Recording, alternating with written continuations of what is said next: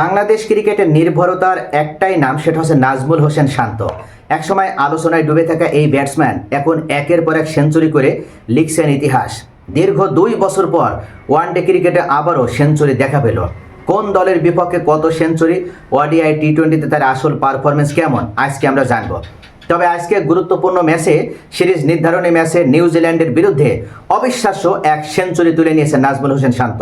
119 বলে 108 রানের এক বিধ্বংসী ইনিংস খেলার মাধ্যমে নাজমুল হোসেন শান্ত বাংলাদেশের রানকে এমন এক পর্যায়ে নিয়ে গিয়েছে, যেটার মাধ্যমে নিশ্চিত হয়ে গেছে যে বাংলাদেশ এই ম্যাচ জিতবে এবং তারা সিরিজ জিতছে। আছে নাজমুল হোসেন শান্ত এখন পর্যন্ত ওডিআইতে 4টি সেঞ্চুরি করেছে।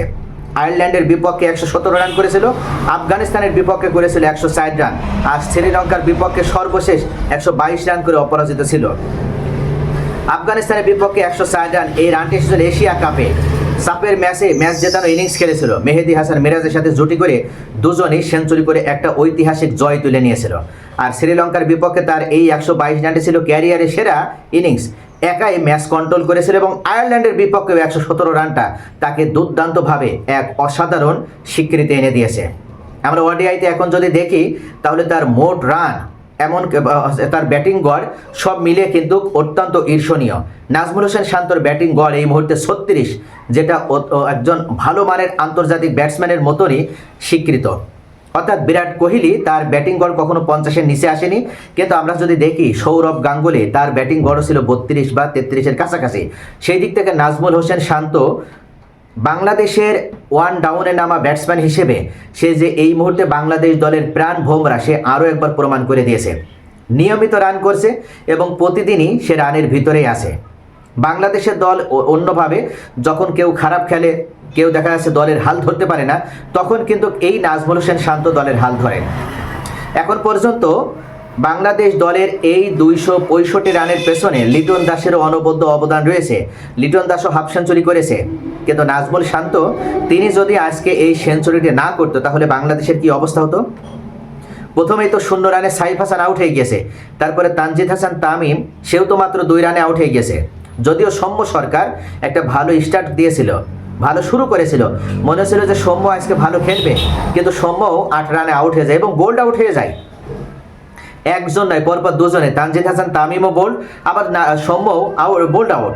এবং আজকে নিউজিল্যান্ডের ওরকে অসাধারণ একটা স্পেল করেছিল এবং তার এই বোলিংয়ের অসাধারণতার উপরে নির্ভর করেই বাংলাদেশ দলে এই আপনার একের পর এক ব্যাটসম্যানদের পতন হতে থাকে।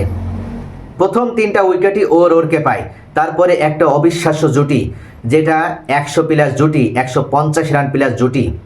অর্থাৎ যখন বাংলাদেশ দলের রান 198, ঠিক তখন লিটন দাস আউট হয়ে যায়, আর লিটন দাসের পরপরই বাংলাদেশের এই অবিশ্বাস্য জুটির পতন ঘটে।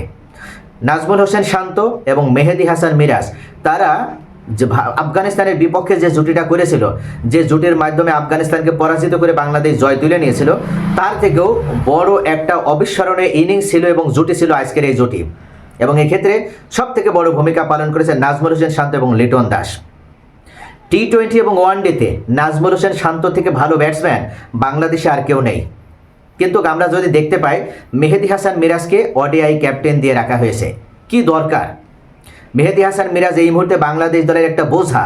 সে না পারছে ভালো ব্যাটিং করতে, আর না পারছে ভালো বোলিং করতে। যদি কোনোদিন ভালো বোলিং করে থাকে তাহলে দেখা যায় ব্যাটিংটা তার একেবারে যাচ্ছে তাই হচ্ছে, একেবারে বাজে হচ্ছে।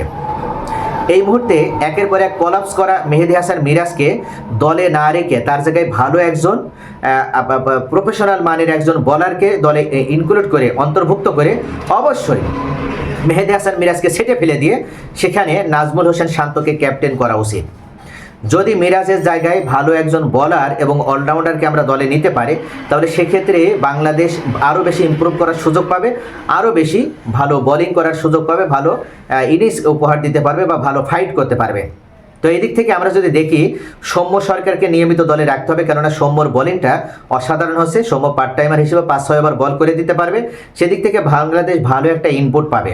তাই সৌম্যকে দলে রাখতে হবে এবং তানজিদ হাসান তামিম রয়েছে এবং সৌম্য সরকার রয়েছে এবং সাইফ হাসান রয়েছে, এরা থাক। নাজমুল হোসেন শান্ত থাকবে, লিটন দাসও থাকবে, তৌহিদ হৃদয় থাকবে, কিন্তু মেহেদী হাসান মিরাজের দলে রাখার কোনো যুক্তি নেই। তার জায়গায় ভালো একজন স্পেশালিস্ট বোলারকে দলে অন্তর্ভুক্ত করলে দল আরও বেশি শক্তিশালী হবে এবং বিপক্ষ দলের জন্য আরও বাংলাদেশ বেশি ভয়ঙ্কর হতে পারবে। এক কথায় সব থেকে বড় বিষয়, মিরাজের ক্যাপ্টেন্সি একেবারে বাজে হচ্ছে, তাই নাজমুল হোসেন শান্তর উপরে ভরসা রাখার সময় এসে গেছে।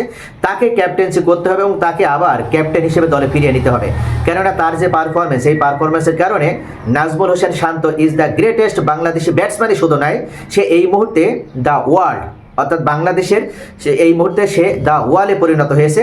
যেমন ভারতের দ্য ওয়াল ছিল রাহুল দ্রাবিড়, এখন বাংলাদেশের দ্য ওয়াল ব্যাটসম্যান হচ্ছে নাজমুল হোসেন শান্ত।